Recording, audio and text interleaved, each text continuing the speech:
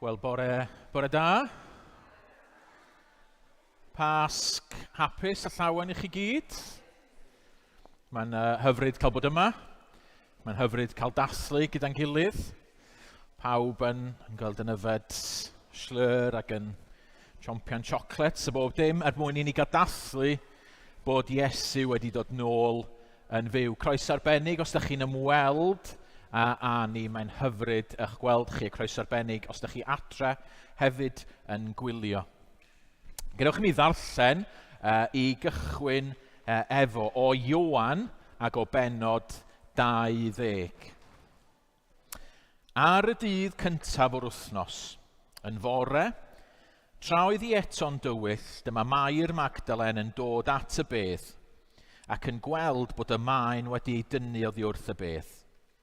Rhedodd felly nes dod at Seimon Pedr a'r disgybl arall, yr un yr oedd Iesu'n ei garu, ac meddai wrthynt, y maent wedi cymryd yr arglwydd allan o'r bedd ac ni wyddom lle y maent wedi ei roi I orwedd. Yna cychwynodd Pedr a'r disgybl arall allan a mynd at y bedd. Yr oedd y ddau'n cydredeg, ond rhedodd y disgybl arall ymlaen yn gynt na Pedr a chyrraedd y bedd yn gyntaf. Plygodd I edrych a gwelodd y llieiniau yn gorwedd yno, ond ni daeth I mewn. Yna daeth Seimon Pedr ar ei ôl a mynd I mewn i'r bedd. Gwelodd y llieiniau yn gorwedd yno, a hefyd y cadach oedd wedi bod am ei bennef. Nid oedd hwn yn gorwedd gyda'r llieiniau, ond ar wahân wedi ei blygu ynghyd. Yna aeth y disgybl arall, y cyntaf I ddod at y bedd, yn tai mewn. Gwelodd ac fe gredodd.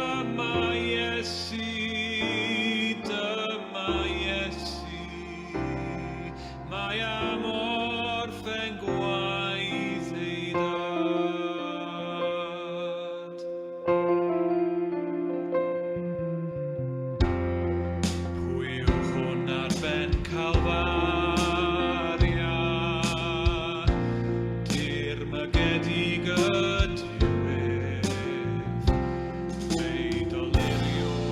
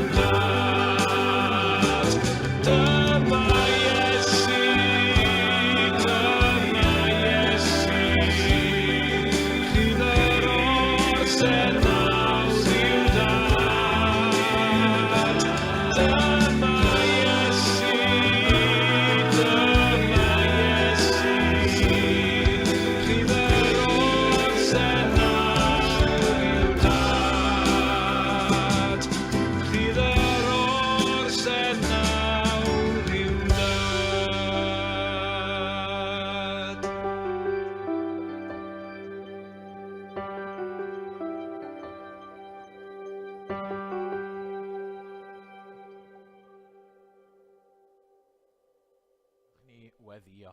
Dwch ni weddio.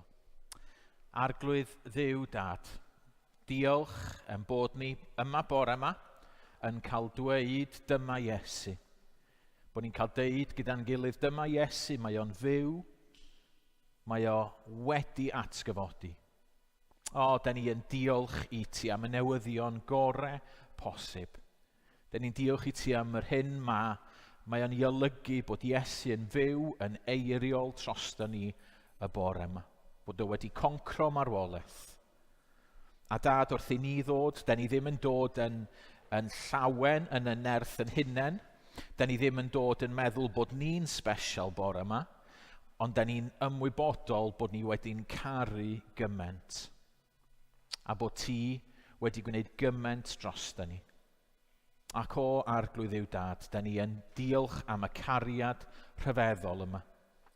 Ac yn gofyn, plis bydd gyda ni bore yma rwan, wrth i ni deddoli di, wrth i ni o arglwydd Dduw Dad geisio clywed beth sydd gen ti ddweud wrthon ni ar yr diwrnod hapusaf yma. Amen. Wel, gadewch i ni ganu gyda'n gilydd, dewch bobl Crist cyfododd ef, canwn fawl i'n brenin byw, da ni'n addoli Duw yn gor feseiniwn gan o glod, i'n harglwydd ni a'n Duw. Lan o'r ddeiar las i'r nefoedd wen, codwn ein hedrychiad fri, ei freichiau sydd yn estyn ma sy'n cynorthwyo ni.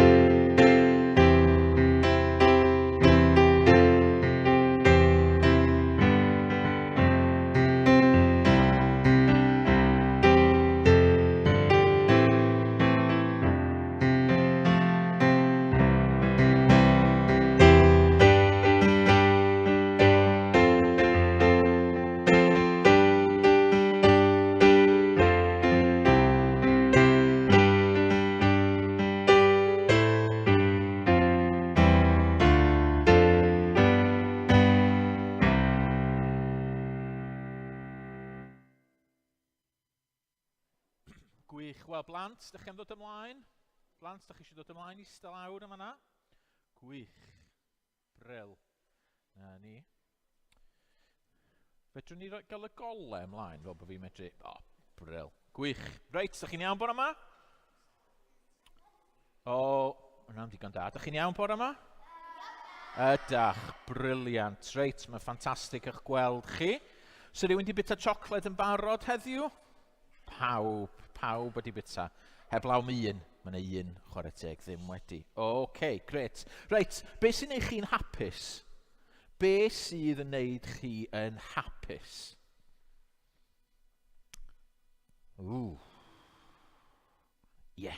Elain. Mae'r Pasg yn dŵad. Mae'r Pasg ddim jyst yn dŵad, mae'r Pasg yma. A mae hwnna'n neud ti'n hapus? Gwych, da iawn. Anna. Mae Iesu wedi dod nôl yn fyw. Gwych. Mae hwnna'n neud chi'n hapus? Briliant. Aran. Iesu Grist yn gwneud ti'n hapus? Gwych. Dewi? Chwarae games yn neud ti'n hapus? Da iawn. Ben? Exercise, ymarfer corff yn neud ti'n hapus? Wel, na ni. Da iawn. Pawb at y peth y bo. Ie? Bita wyau siocled. Ie. Wel, mae heddiw'n ddwrnod hapus. Mae heddiw'n ddwrnod ffantastig yn dydy.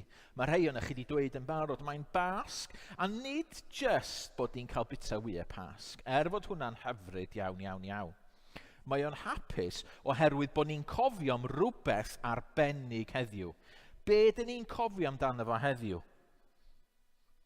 Oedden ni yma dy Gwener ac oedden ni'n cofio am Iesu'n marw dy Gwener. Felly be dyn ni'n cofio amdano fo heddiw, Daniel? Bod o di dod nôl yn fyw. Gwych. Ie. A mae hwnna'n newyddion briliant yn dydy. Nath na rywun arall erioed fedru marw a wedyn dod nôl yn fyw. So rywun arall erioed i medru wneud hynny i hun. Character mewn ffilms, ie, di hynna ddim yn wir, na di. Na. Sneb arall erioed wedi wneud o. Ie, nath Lazarus wneud chydig bach efo help Iesu Grist, ond nath o farw wedyn. Ond dydy Iesu ddim yn farw. Lle mae Iesu rwan? Ania? Yn y nefoedd. Gwych. Ie, mae yn y nefoedd. A mae yn clywed ni. A mae ysbryd o yma efo ni. Ie? Felly mae heddiw'n ddwrnod arbennig o hapus. Rwan ta, pan da ni'n neud rhywbeth hapus, da ni'n cael gweiddi, da ni'n cael canu, da ni'n canu bob math o bethau. Wel, bore yma, mae gen i rhywbeth yn fama i chi. Be di hein?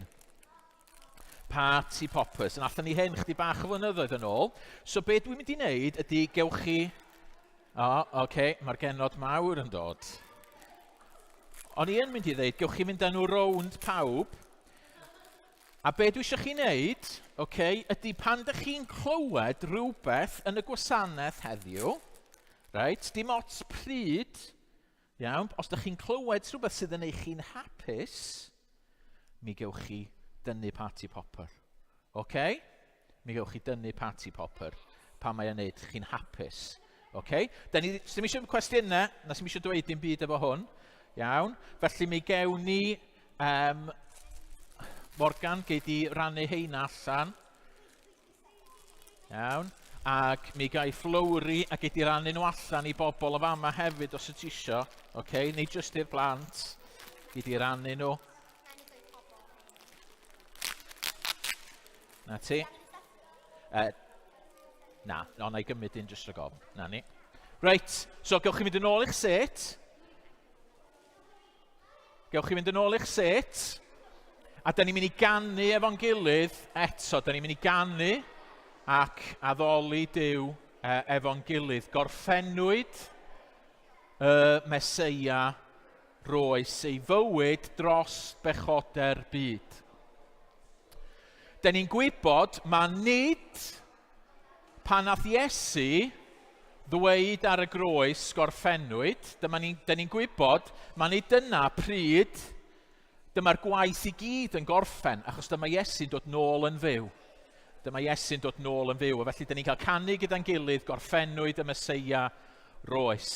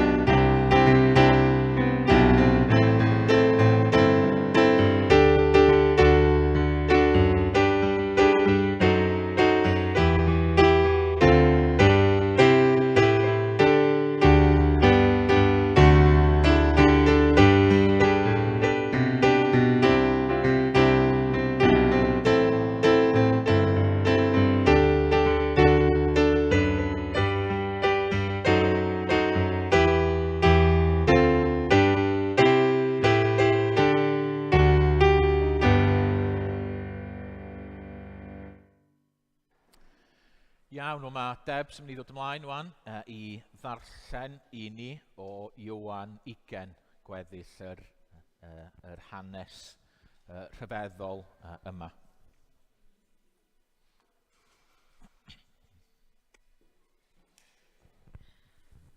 Ni'n darllen o Ioan, pennod 20 ac adnod 10. Yna, aeth y disgyblion yn ôl adref, ond yr oedd Mair yn dal i sefyll y tu allan i'r bedd yn wylo. Wrth iddi wylo felly, plygodd i edrych i mewn i'r bedd, a gwelodd ddau angel mewn dillad gwyn yn eistedd lle roedd y corff Iesu wedi bod yn gorwedd, un wrth y pen a'r llall wrth y traed.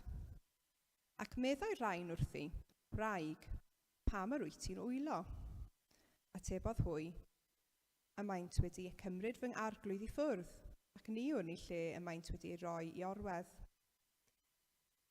Wedi iddi ddweud hyn, troes yn ei hôl, a gwelodd Iesu yn sefyll yno, ond heb sylweddoli mae Iesu ydoedd. Wraig, meddai Iesu wrthi, pam yr wyt ti'n wylo? Pwy yr wyt yn ei geisio? Gan feddwl mae'r garddwr ydoedd, dywedodd hithau wrtho, os mai ti, Syr, ei cymerodd ef, dywed wrthyf lle y roddais ef i orwedd, ac fe'i cymeraf fi ef i'n gofal. Meddai Iesu wrthi, Mair.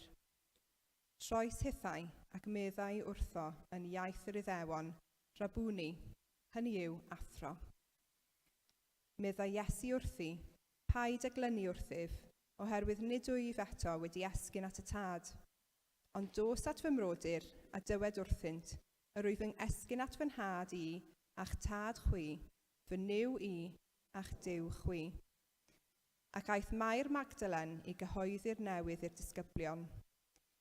Yr wyf wedi gweld yr arglwydd, meddai, ac aglurodd ei fod wedi dweud y geiriau hyn wrthi.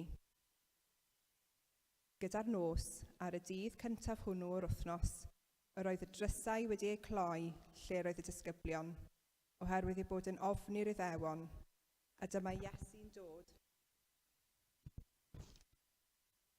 Ac yn sefyll yn eu canol, ac yn dweud wrthynt, tangnefedd i chwi. Wedi dweud hyn, dangosodd ei ddwylo a'i ystlys iddynt, pan welsant yr arglwydd, llawanychodd y disgyblion.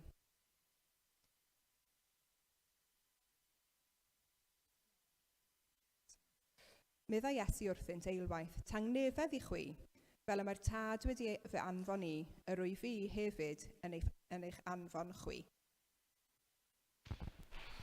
Gret. Diolch. Gwnewch i ni weddio. Arglwydd yw Dad, da ni yn rhyfeddu rwan wrth ddarllen yr hanes yna. Da ni'n rhyfeddu bod y fath bethau wedi sgwennu. Fod 'na bobl wedi gweld hyn gyda'i llygid 'u hunain. Bod 'na bobl wedi tystio i'r fath beth. Arglwydd yw Dad, da ni'n cofio pwy oedd y bobl yma. Disgyblion, merched, digon di-nod. Ac eto iddyn nhw nes di ddangos, iddyn nhw nes di ddod yn gyntaf. Y newyddion ysgytwol yma, sydd wedi mynd trwy'r byd i gyd. Wedi cychwyn yn Israel, ac bellach mae ym mhob gwlad ac yn gymaint o ieithoedd gwahanol. O Arglwydd yw Dad, diolch i ti am y newyddion da yma. Diolch i ti bod yna faddeuant i'w gael. Diolch bod ti wedi delio gyda yn pechod ni, a da ni mor sori, Dad, am yn pechod. A da ni'n sori, hyd yn oed bore yma, Dad, bod ni yn ymwybodol, a da ni'n gwybod bod ni wedi torri dy ddeddfed i. Da ni'n gwybod bod gennym ni agweddau anghywir. Da ni'n gwybod bod ni'n medru edrych ar bethau anghywir, bod ni'n medru dweud pethau anghywir, bod ni'n medru meddwl pethau anghywir. Ond da ni'n diolch trwy Iesu Grist fod y cyfan yn cael ei faddau. A da ni'n diolch i ti am y newyddion da yma.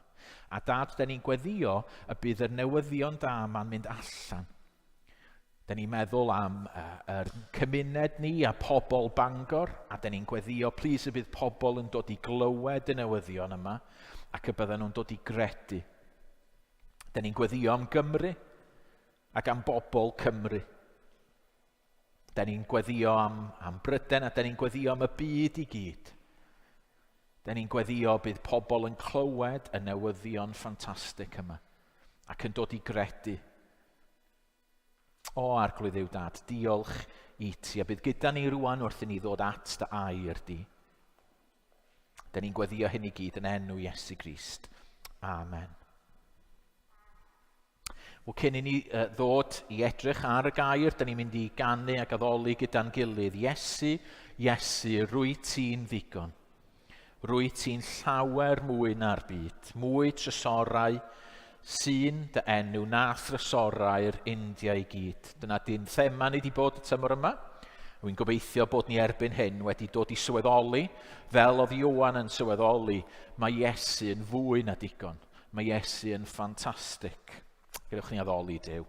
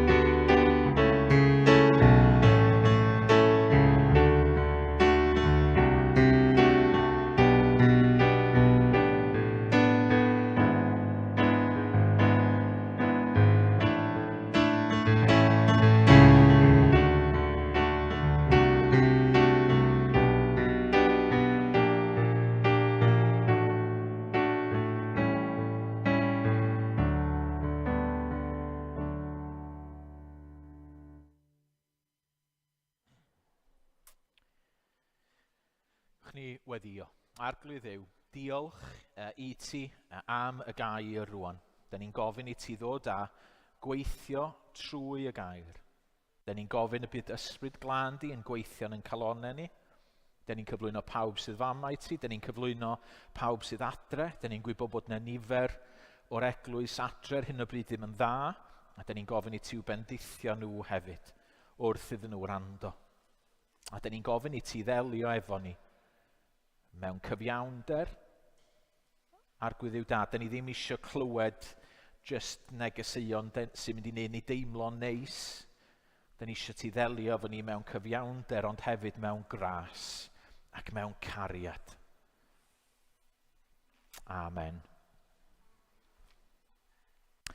Wel, da ni'n dod i edrych ar Ioan, y pennod 20. Da ni wedi bod mynd trwy Ioan efo'n gilydd y tymor yma. Da ni'n dod i'r diwedd. O'n i'n siarad neithiwr efo Dyl ac oedd o'n deud, waw, ti di gweithio hwn yn dda. Mae'r atgyfodiad wedi disgyn ar y Pasg yn union. Wyt ti di cynllunio fo. Ac wrth gwrs dwi wedi ryw raddau. Ond mae Ioan i gyd, really, yn gweithio i fyny at hyn. Lle bynnag fyswn ni wedi agor Ioan a dechrau siarad, fysa unrhyw un o'r benodau fyswn ni wedi medru siarad arno fo y bore yma ar Sul y Pasg. Ond yn arbennig, da ni'n edrych bore yma ar yr atgyfodiad.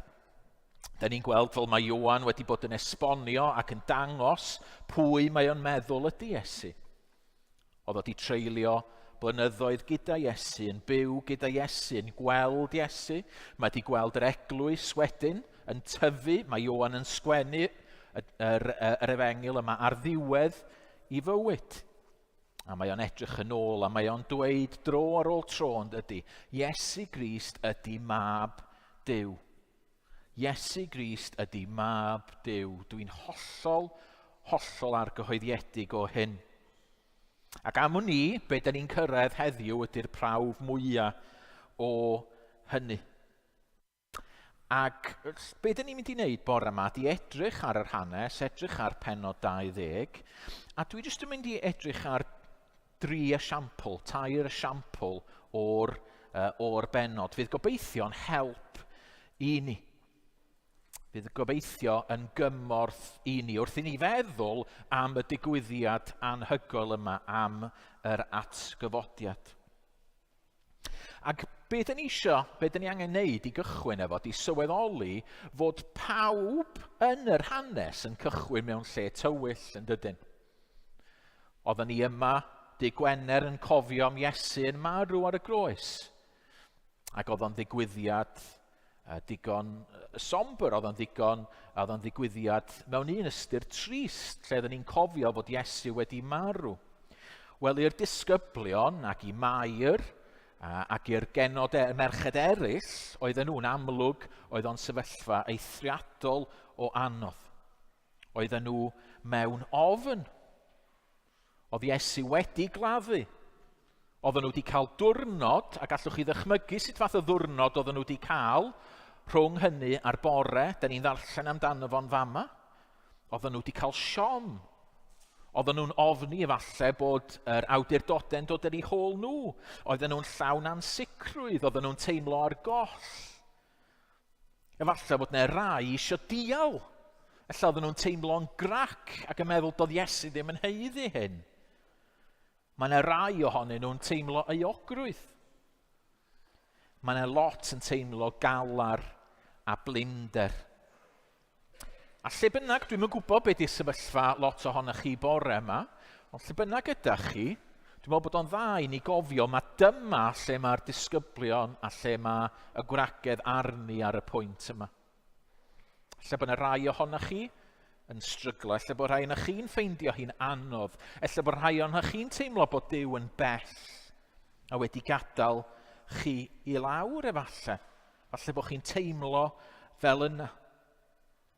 Yn sicr, mae yna adegau fel am mynd i ddod i fywyd pob un ohono ni lle da ni'n teimlo yn drist. Ond beth sydd yn wych am y neges ydy, mae'n neges i chi, mae'n neges i fi y bore yma.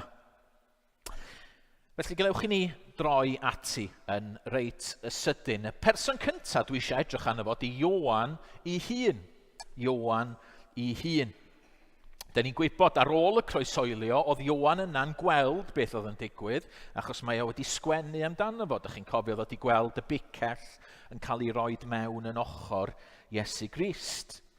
A da ni'n weld o efo'r disgyblion eraill, yn sicr mae efo Pedr, ac yn sydyn mae Mair Magdalen yn rhedeg ac yn dod ato fo, ac yn deud, mae rhywun wedi cymryd corff, mae rhywbeth wedi digwydd i gorff Iesu Grist. A felly, mae o yn rhedeg i lawr yna. Rwan, beth oedd Ioan yn meddwl siŵr o fod, oedd fod yna rhywun wedi dwyn y corff. Oedd yn digwydd dipyn o adeg yna. Nath yr awdwr oedd rheol chydig o flynyddoedd wedyn yn dweud o'r pobl ddim yn cael gwneud o. So oedd Ioan siŵr o fod yn meddwl, mae rhywun wedi dwyn corff Iesu Grist, neu mae'r awdurdodau wedi dod a gwneud rhywbeth arall iddo fo. A felly mae o'n rhedeg i lawr. A fel dwi'n siŵr gallwn ni ddychmygu rhai o'r plant yn fama'n cael ras, wel fydde un ohonoch chi'n ennill y ras, a mae Ioan yn ennill y ras yn erbyn Pedr, achos mae o'n ifancach, a mae o'n gyflymach, a mae o'n cyrraedd y bedd. Ac wrth edrych ar y bedd, mae'n gweld beth mae Mair yn dweud yn wir. Mae'r garreg wedi rolio i ffwrdd. Mae'r garreg wedi rolio i ffwrdd. Ac yn yr eiliadau yna, allwn ni ddychmygu bod ei galon o'n suddo.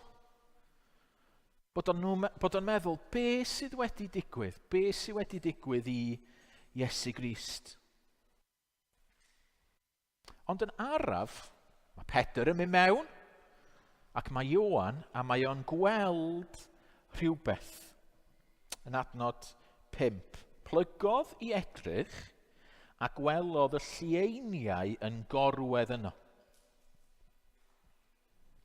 Mae o'n gweld y llieiniau yn gorwedd yno. Yn y foment yna, mae Ioan yn sylweddoli rhywbeth. Mae o'n gweld, hold on, dydy corff Iesu ddim wedi cael ei ddwyn. Os fyse corff Iesu wedi cael ei ddwyn, yna fyse'r llieiniau wedi cael ei ddwyn. A beth oedd rili yn werthfawr, oedd y spices, oedd Nicodemus wedi rhoi efo'r corff, heina oedd y pethau rili gwerthfawr, ond oedd heina dal yna. Mae Ioan yn gweld fod Iesu wedi rhyw fath o godi trwy'r bandages oedd o'i amgylch o. A da ni'n dysgu wedyn bod Iesu medru gwneud pethau fel yma. Oedd Iesu medru cerdded trwy ddrysau, achos oedd ei gorff o rhywsut yn wahanol. Ac yn y foment yna, mae o'n credu. Adnod 8, yna aeth y disgybl arall. Y cyntaf i ddod at y bedd, ynta i mewn, gwelodd ac fe gredodd. Gwelodd ac fe gredodd. Ar y pwynt yma, mae Ioan yn neud y pwynt yn adnod 9, doedd o ddim wedi deall beth oedd Iesu wedi bod yn dweud wrtho fo cynt.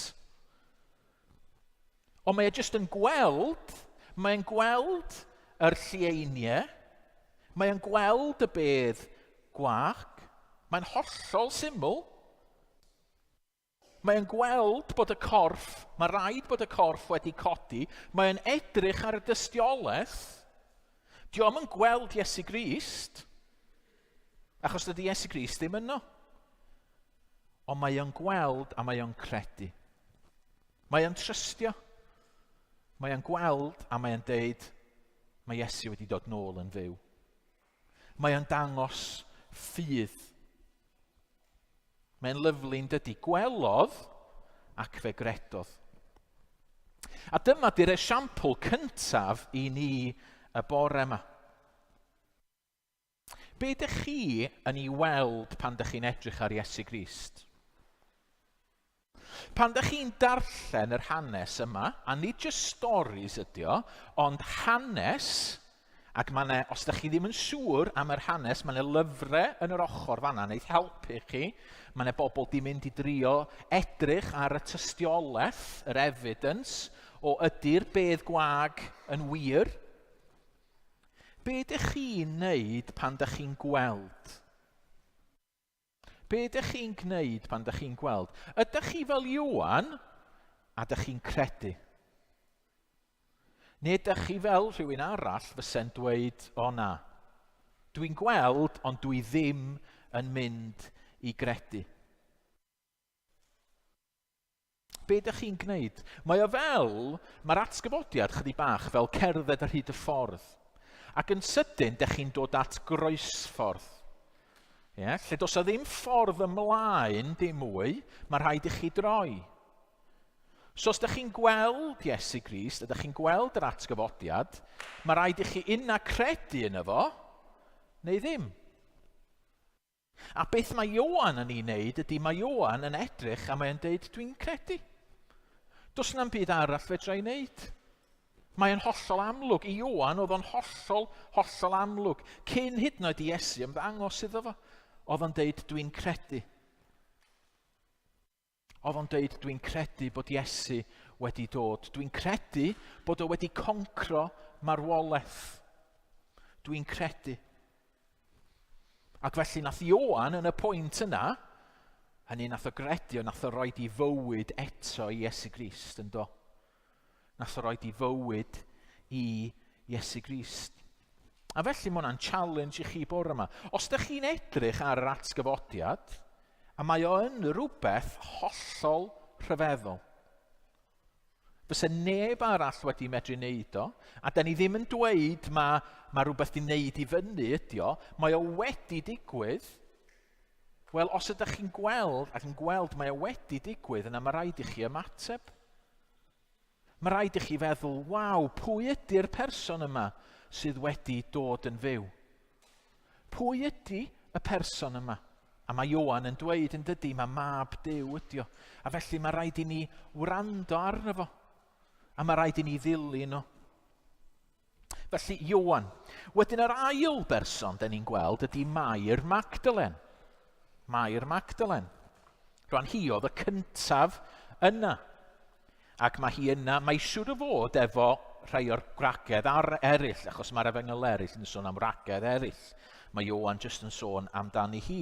Rwan oedd Mair yn ddynes oedd wedi cael ei iachau gan Iesu, oedd hi wedi, mae Luc yn deud, oedd yna 7 ysbryd aflan arni hi. So oedd hi wedi bod yn dilyn Iesu Grist am flynyddoedd.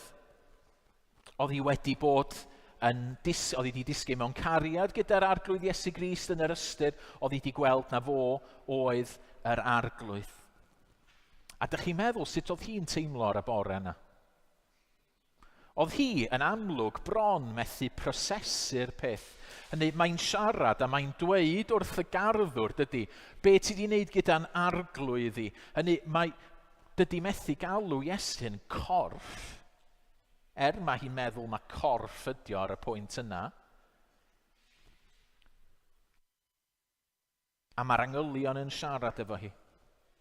A mae Mair yn gwneud be fydde lot o bobl yn gwneud. Mae hi'n crio. A dych chi'n gweld yr angylion fel sen nhw, efallai yn cyryddu hi chydig bach, yn dweud y drefn chydig bach wrthi hi, achos maen nhw'n dweud, pam wyt ti'n crio? Maen nhw'n gwybod bod Iesu wedi dod nôl yn fyw. Ond dydy hi ddim ar hyn o bryd wedi. A mae yna lot o gwestiynau yn cael ei gofyn ohoni hi. Wraig, pam yr wyt ti'n wylo? Mae hi'n deud y maent wedi cymryd fy arglwydd i ffwrdd. A wedyn mae Iesu yna. Ond dydy hi ddim yn adnabod Iesu.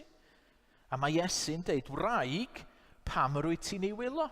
Pam yr wyt ti'n wylo? Pam wyt ti'n crio?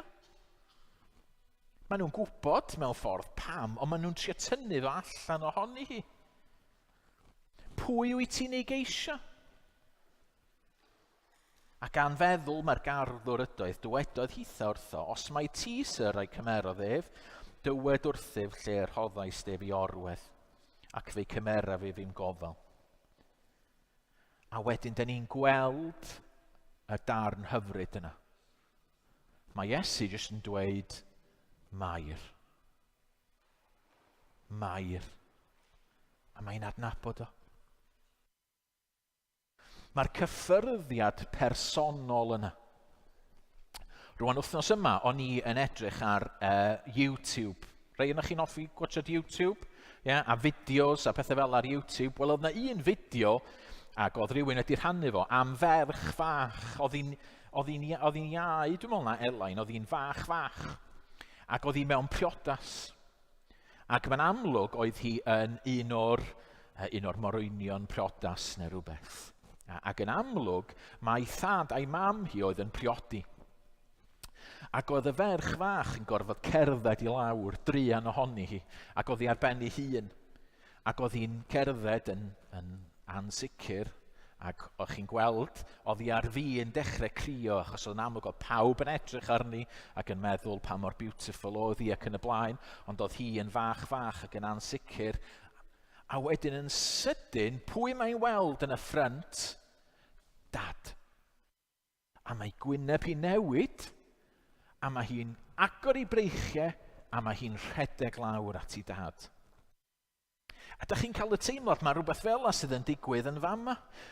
Mae Mair, mae'n mewn trwbl, mae'n teimlo'n ofnadwy, mae'n teimlo'n drist, mae'n crio, ac yn sydyn, Mair. A mae'n sylweddoli. A beth ydy ymateb hi?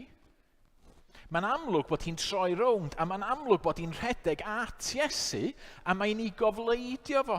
Mae'n disgyn wrth i ymyl o, a mae'n ei cofleidio fo. A mae Iesu yn dweud wrthi hi, yli, paid y poeni, dwi ddim yn mynd i'r nefoedd eto, so mi na i ddod yn ôl, so mi fedri di'n adael i fynd. Yna mewn ffordd sydd yn digwydd yn fanna. Mae hi'n gweld bod o wedi dod nôl yn fyw. Mae hi mewn cariad gyda Iesu Grist. Mae'n gweld fod y pethau oedd o wedi ddweud yn wir. Fo oedd yr arglwydd. Mae wedi dod i ddangos y ffordd at Dduw. Oedd Iesu wedi bod yn dweud hynna'r holl ffordd. Oedd hi wedi bod yn gwrando arno fo. A rwan yn sydyn mae'n sylweddoli, waw! Mae'r cyfan yn wir, a mae'n caru Iesu hyd yn oed yn fwy. Mae'n gweld bod Iesu wedi delio gyda'i phechod hi, bod o wedi concro marwolaeth. Y peth yma, dys na neb yn medru stopio. Dyn ni efallai medru dileu marwolaeth chydig, ond dyn ni gyd yn wynebu fo, oedd o'r un fath adeg yna. Ond mae hi'n sylweddoli fod o wedi concro hynny. Ac mae hi'n ei gofleidio fo. Mae hi'n trystio yno fo. Mae hi'n sylweddoli na fo ydy yr un sydd yn achub. O'n i'n gweld wrthos yma fod ambell un o'r eglwys wedi rhannu clip ar Facebook am Sul y Pasg, yn siarad ac yn sôn am beth ydy Cristion. Ac oedd o'n dweud, os ydych chi'n ateb, ydych chi'n Gristion yn y person cyntaf, hynny di, yn beth ydw i wedi wneud, so pam ydych chi'n Gristion? Wel, dwi'n Gristion oherwydd bod fi wedi gwneud hyn a llall ag arall. Oedd o'n dweud, ydych chi ddim rili wedi deall beth ydy Cristion, achos beth ydy Cristion ydy rhywun sydd yn ateb yn dweud, mae o wedi gwneud. Mae Iesu wedi gwneud pethau, mae Iesu wedi marw drosto fi, mae Iesu wedi atgyfodi drosto fi, mae Iesu wedi fy achub i. A dyna sydd yn digwydd yn fama. Mae Mair yn dweud, waw, Iesu, wyt ti'n fyw? Iesu, wyt ti wedi fy achub i? Mae o'n bersonol. O wyddwch chi, bob un ohonon ni bore yma sydd yn credu yn Iesu Grist. Mae Iesu'n galw yn henwa ni. Mae Iesu yn dduw personol. Chi'n cofio, nathon ni edrych ar yr adnodau na yn Ioan 17, lle oedd Iesu yn gweddio gyda'i ddisgyblion cyn marw. A mae'n cychwyn trwy weddio amdano fo'i hun, wedyn mae'n gweddio am y disgyblion, ond yn adnod 20 o pennod 17, mae'n deud, ond nid dros y rhain yn unig yr wyf yn gweddio, ond hefyd dros y rhai fydd yn credu yno fi trwy ei gair hwy. Mae Iesu yn eich caru chi. Mae Iesu yn gwybod pwy ydych chi. Mae e'n gwybod eich enw chi, fel oedd o'n medru dweud Mair. Mae Iesu yn dweud Nia, Gwyl, Bethan. Mae Iesu yn caru ni. A felly gai ofyn, ydych chi'n dilyn esiampl Mair trwy garu Iesu Grist? Diolch yn rhywbeth da ni medru gwneud yn hunain, a da ni methu fforsio'n hunain. Be da ni'n neud ydy edrych ar Iesu. Ydych chi wedi sylweddoli gymaint mae Iesu'n eich caru chi, fod o wedi marw drostach chi, a'i fod o wedi atgyfodi, a fod o'n dweud dwi'n eich caru chi. Ydych chi wedi profi cariad Iesu Grist? Os ydych chi ddim, gofynnwch iddo fo faddau chi. Os ydych chi ddim yn siŵr, fedrwch chi ddod i siarad efo fi yn sicr blant, fedrwch chi ddod i siarad, ond y peth mwyaf pwysig ydy gofynnwch i Iesu Grist. A darllen y Beibl, a mi newch chi glywed o'n dweud, dwi'n eich caru chi, dwi'n dy garu di. A wedyn, dwi'n aml yn meddwl, be fyddwn ni'n neud pan fyddwn ni'n cyrraedd yn nefoedd? A dwi'n yn gwybod sut fydd o'n gweithio o gwbl, ond dwi'n meddwl fydd pawb eisiau mynd a cofleidio Iesu Grist. Achos fod i'r un sydd yn heiddi'r clod. So dyna Mair. Ond wedyn yn olaf, mae gennym ni'r disgyblion. Mae gennym ni'r disgyblion. Oedden nhw wedi cael eu cloi i mewn. Oedden nhw wedi cloi i mewn. Dwi'n poeni fama achos mae Lowry'n edrych arna fi efo party popper yn pwyntio syth ata fi. Ond oedd y disgyblion, oedden nhw wedi cael eu cloi achos oedden nhw yn ofn. Oedden nhw dal yn amlwg, oedd Ioan a Pedr wedi dod yn ôl, ond yn amlwg oedden nhw dal mewn rhyw fath o ansicrwydd, oedden nhw ddim cweit yn deall, a wedyn mae Iesu'n ymddangos iddyn nhw. Mae'r drws wedi cloi, a mae Iesu yn dod i mewn trwy'r drws. A mae'n ddau beth yna sydd yn sefyll allan am yr disgyblion. Peth cyntaf da ni'n weld ydy yn adnod 20. Yn adnod 20. Wedi dweud hyn, dangosodd ei ddwylo a'i ystlys iddyn. So mae Iesu'n dangos ei ddwylo a'i ystlys iddyn nhw. Mae'n dangos ei greithiau iddyn nhw. Pan welsant yr arglwydd, llawenychodd y disgyblion. Llawenydd, maen nhw'n gweld eu harglwydd eto. Maen nhw'n gweld y creithiau. Maen nhw'n gwybod, mae nid rhyw hallucination ydi o, nid rhyw ysbryd ydi o. Mae o wedi marw. Mae o wedi delio gyda'i pechod nhw. Mae o wedi concro'r bedd a mae o wedi dod nôl yn fyw. Mae be ddwedodd o yn wir. Mae o wedi dod, oedden nhw'n meddwl mae fodd i arweinydd nhw. Oedden nhw'n fodlon i ddilyn o i unrhyw le, ac wedyn yn sydyn oedd o di marw. Ac oedden nhw'n ofn, ac oedden nhw'n ansicr, ond wedyn maen nhw'n sylweddoli, waw, mae hwn yn arweinydd gwell na allan ni byth ysmygu, achos mae o wedi dod nôl yn fyw. Maen nhw wedi cael eu llenwi gyda llawenydd. Maen nhw wedi cael eu llenwi gyda rhyddhad. Ni'n meddwl am ddarlun. Faint ohonoch chi fama sydd wedi gweld y ffilm neu wedi darllen y llyfrau Narnia? A Lion, the Witch and the Wardrobe, lot ohonoch chi. Wel, yn y ffilm yn arbennig, yn hoff ran i o'r ffilm, ydy pan mae gennych chi Peter ac Edmund, a maen nhw'n ymladd yn y frwydr fawr yn y diwedd. Ac maen nhw'n colli'r frwydr yn erbyn y White Witch, yn dydyn. Maen nhw'n colli'r frwydr. Mae Aslan wedi gadael nhw y llew. A mae pob dim yn mynd o'i le, a maen nhw'n gwybod, ac yn y ffilm mae Peter yn dweud wrth Edmund cer adre, cymad y chwiorydd, cer adre, mae'n gwybod bod o ar ben. Ac yn sydyn, pwy sydd yn ymddangos? Aslan. Yn sydyn, mae Peter yn edrych, a mae'n sŵn mawr, a mae Aslan yn deud, Peter! A mae'r sefyllfa wedi newid yn llwyr. A mae yna lawenydd. A mae'r frwydr drosto fo. Bore yma, os ydych chi'n Gristion, os ydych chi'n trystio yn Iesu Grist, yna mae'r atgyfodiad yn dangos i chi bod yna Dduw. A bod y Duw yna'n Dduw real. Ac efallai bod chi mewn sefyllfa anodd, a ydych chi'n teimlo'ch pechod, a ydych chi'n teimlo yn ofnadwy, a ydych chi'n teimlo fod y cyfan ar ben. Ond mae Iesu'n deud, na, dwi'n fyw. Dwi'n rhoi pob rheswm i chi fod yn llawen. Fydd pechod ddim yn concro. Den ni'n edrych o gwmpas y byd yma, den ni'n troi newyddion ymlaen, a den ni'n gweld y tristwch a'r pethau yma. Ond mae'r atgyfodiad yn dangos i ni, na, nid yna fydd y diwedd. Mae Iesu yn concro. Mae Iesu wedi dod nôl yn fyw. Mae pechod wedi fadde. Mae Duw wedi delio efo pechod. Den ni'n rhydd. Den ni wedi'n iachau. Dych chi bore yma, os ydych chi'n credu yn Iesu Grist, dych chi yn hollol rhydd. Dych chi ar gyfeiriad hollol wahanol. Does dim ots os oes pob dim arall yn anghywir yn eich bywyd chi.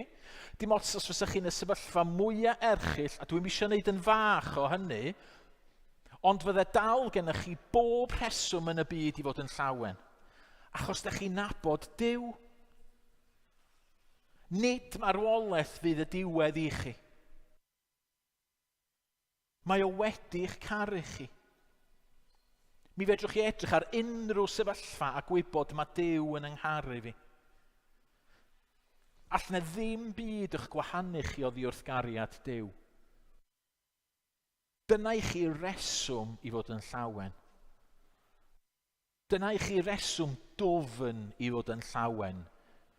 Nid just bod ni'n cael bwyta Sul y Pasg, neu nid just bod gennym ni lot o arian yn y banc gallen ni golli, neu nid just bod yn tîm ffwtbol ni yn ennill, neu nid just bod gennym ni ffrindiau sydd yn gret. Dyn ni mewn perthynas gyda Duw, a mae Duw wedi maddu ni.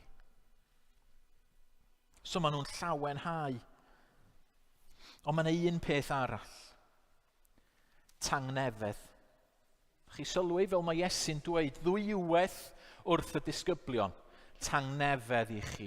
Tangnefedd. Shalom ydy'r gair yn fama.